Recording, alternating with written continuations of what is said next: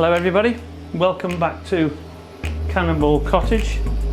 Today we're going to do a little simple little Italian dish which is known as bucatini alla amatriciana, and this dish was born in a village or area just in the Roman area, Rome, on the outskirts of Rome, and it's the village is Amatrice, and basically it's just a tomato sauce with the guanciale, and the guanciale is here all sliced up. I've already sliced it up, and this is a piece of guanciale that's been cured and peppered, and as you can see how much fat and lean there is to it. And it's known as guanciale because it means the cheek of the pork. And so what we'll do is, to begin with, is to get this guanciale on the way. The other thing you could use for this is pancetta, or indeed bacon, but this is the traditional meat that they use. The other ingredients are some pepperoncino, some chili flakes, some white wine, some tomato, and some pecorino cheese. And at the back of me on the stove top, we've got some bucatini just boiling off. And as always, as you can probably see in the shot here, is a glass of wine, which, as per usual, has nothing to do with the recipe. It's just to satisfy my habits of drinking red wine. So here we go, everyone. Salute.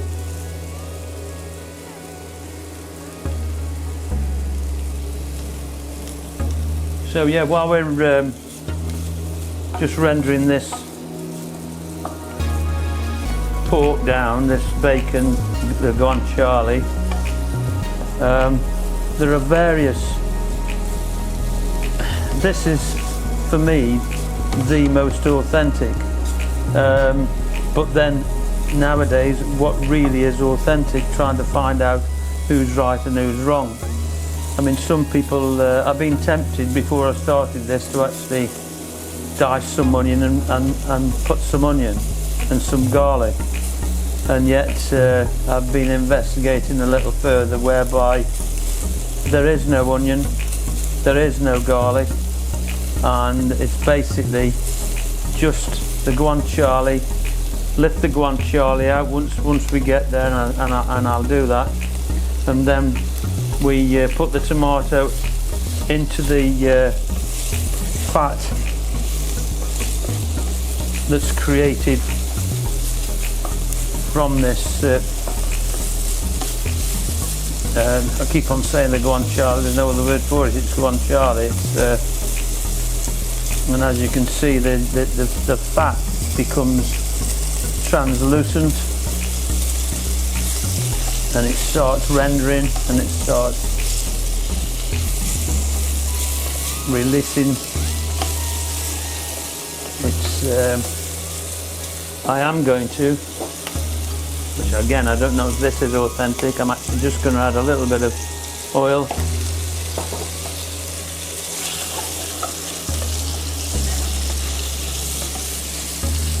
And then we'll see how we go.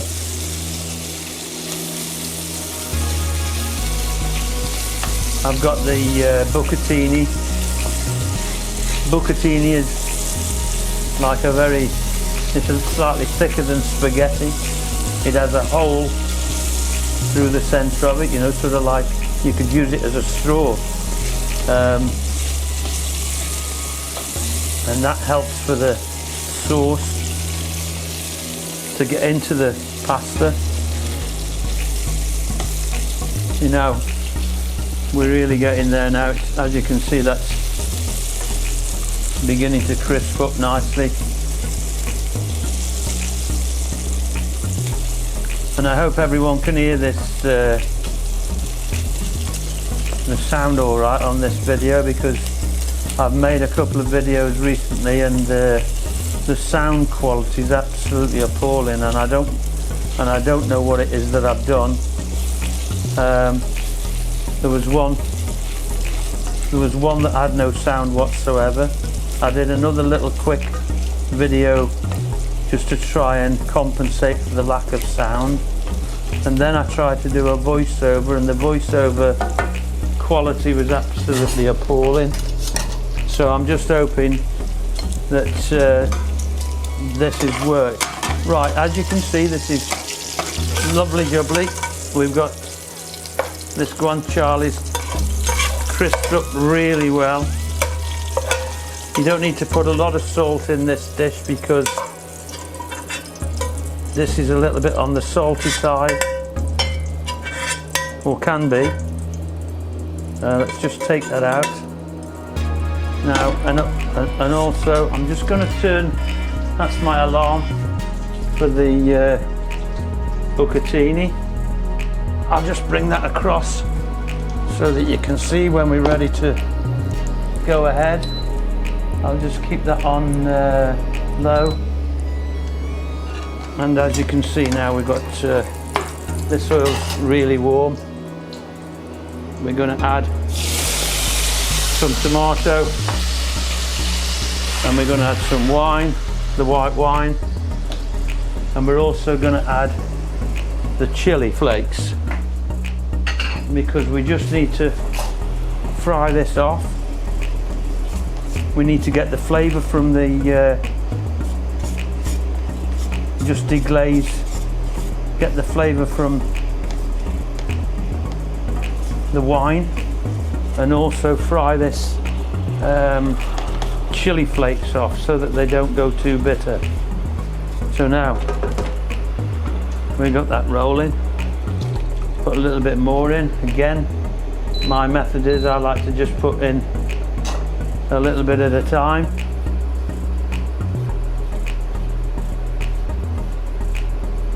Now the other thing I've discovered as well with this sauce is that it's considered that it should be a little bit on the thick side. However, as in trying to do anything that's meant to be authentic, I don't think anyone could actually prove what is authentic and what isn't authentic. The essence is that whatever meal that you prepare, you just need to bear in mind that the meal is for you and your family. As for instance, this is for me. There's only two of us, me and my wife, and if we choose to reduce that down to a very thick consistency, then basically that's our choice. And the same applies to any kind of seasoning that you want to add. As I said, this particular meal is extremely basic, and I'm just going to add some more pepper. Bear in mind it's already got some chili flakes in, and if you don't like it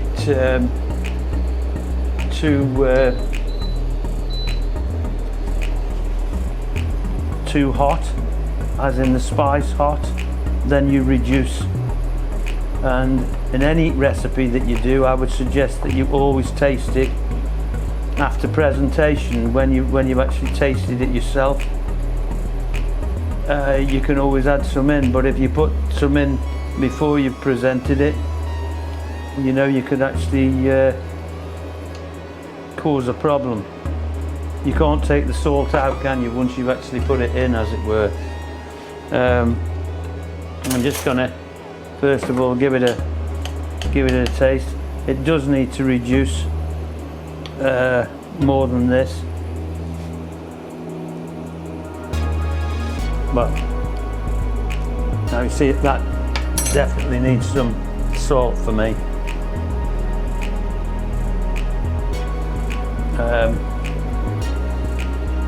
yeah, that was lacking some salt, but then intensity, it should reduce and give us some more depth. The more you reduce the sauce, the more in depth the flavour gets.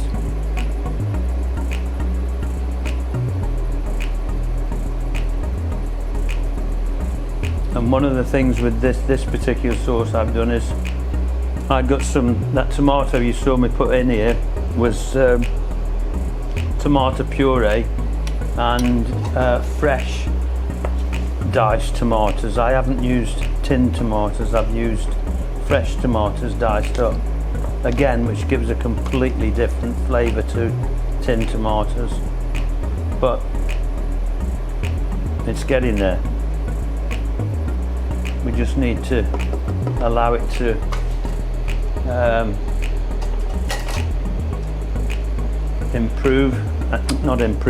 to increase in temperature and start reducing. So while we're waiting, as always, we'll take another swig of the old red wine. It shouldn't be too long. It's actually gone, the whole process really is taking a little bit longer than I thought, and I thought we'd have been there nearer than this. And of course, as I'm not a great videographer, I don't know how to stop and start a video or pause it so that we can wait for this to come to temperature. So basically, you'll have to bear with me and wait for it to start reducing.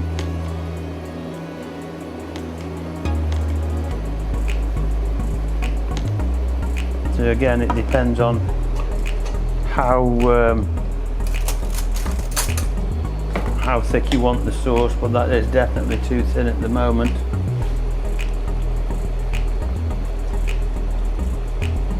But I've got to say, it does taste absolutely bueno. It really does. It's got the right amount of heat in spice, as in the pepper and the chili flakes. And I think I've got it just right with regards to the salt. However, that can change once you introduce the pasta. The pasta can actually dull down the taste, but we've now got it back to a simmer or a boil, and hopefully we're progressing.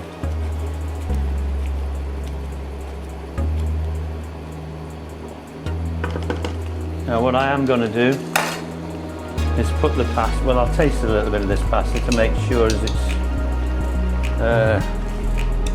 how it should be, not overdone. Oh, that's right, just alright. It's got a little bit of bite in it. You don't, it depends again.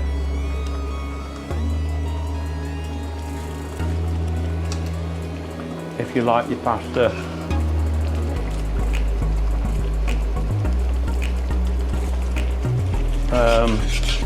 really al dente. I think in England al dente doesn't compare with what it's like in Italy. In Italy there's a real bite.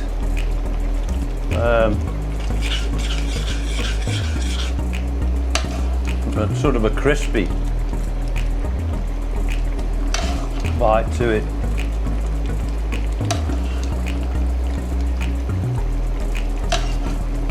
And of course, if there's any water going into your sauce, the pasta sauce always adds flavour. The starch.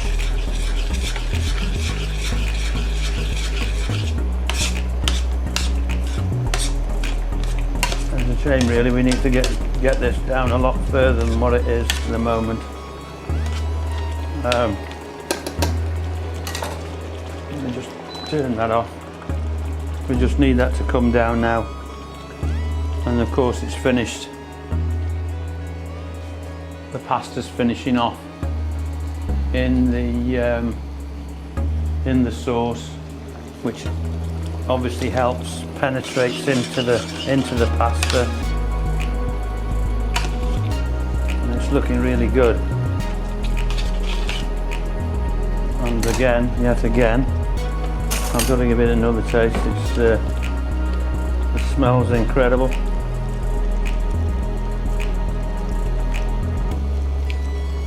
It's lovely. You see that it really has changed the taste slightly. By putting that pasta in there and this pasta sauce. I'll just move this pot out of the way.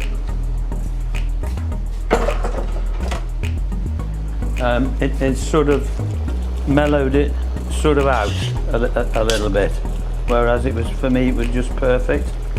I might have to add a little bit more pepper. No, I don't. No, lovely. I'm now going to put some of the pecorino in. Pecorino romano, which obviously helps to thicken up the sauce. And then of course we'll put some more on top of the dish once we serve it up.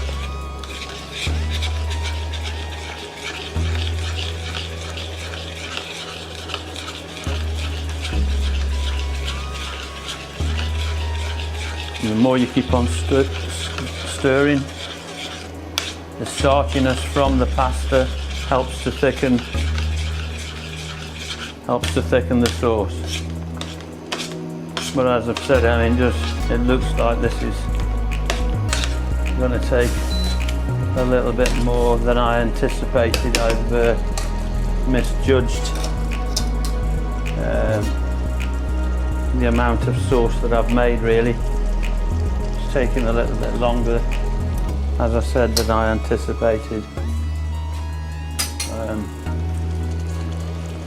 And what I'm going to do, I'm going to add some of this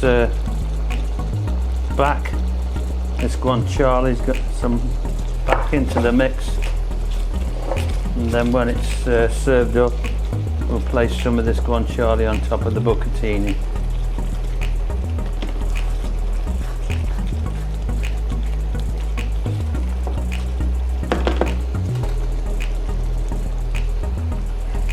Anyway, time for another drink.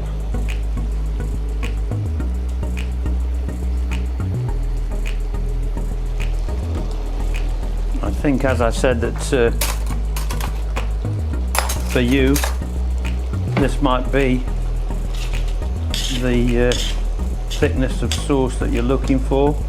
You can see now it is beginning to thicken. And it's absolutely beautiful. Absolutely beautiful.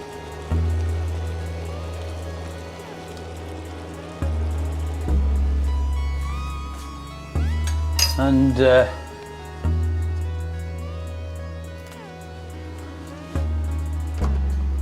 what I'm going to do, I've got some, which isn't part of the recipe really. I'm just going to put some fresh basil leaves. I've got this basil plant here, and it's a shame not to use them. And there you go. I've got some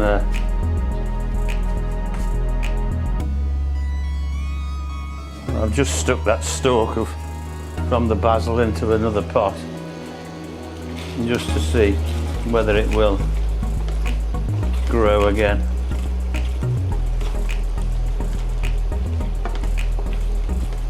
So right, I think we're far enough in. I'm going to turn it off. I've got a dish just warming up here in the oven. Oh dear.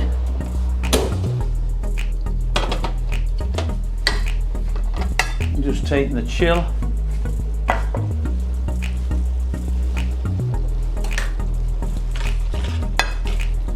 And what we'll do is some of this bucatini.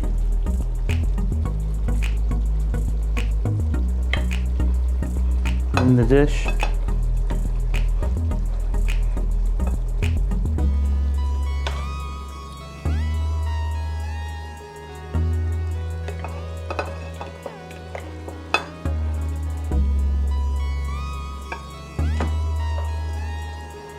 Tidy the dish up.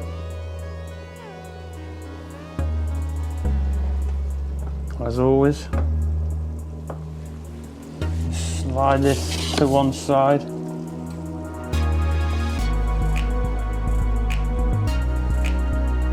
Put the guanciale on top.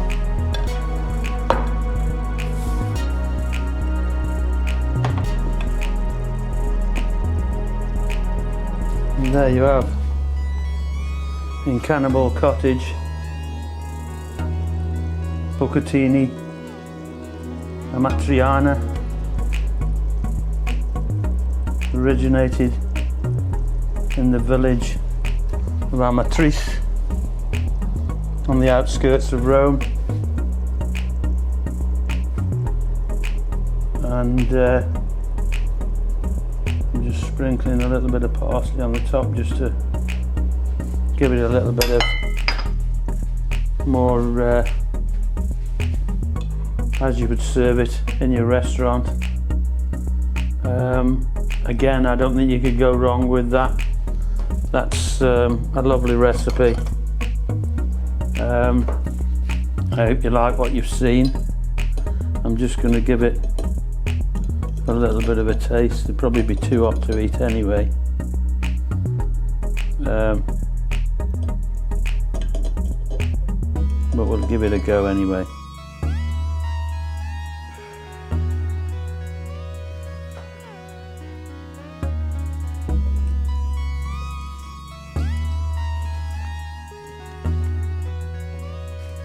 Absolutely beautiful. And I've just spilt a little bit on the floor there, but it's absolutely wonderful. I'll just take a little bit of it. The guanciale. Without a doubt. Quite stunning, really. The taste of this guanciale is absolutely far outweighs using bacon. Well, anyway, there you go. That's bucatini amatriciana here in Cannibal Cottage. I hope you like what you've seen. Please subscribe to our channel, give us a thumbs up, make a comment. I'll get back to you if you make a comment, and if you have any queries, please let me know. I hope you've enjoyed watching. Bye, see you again soon.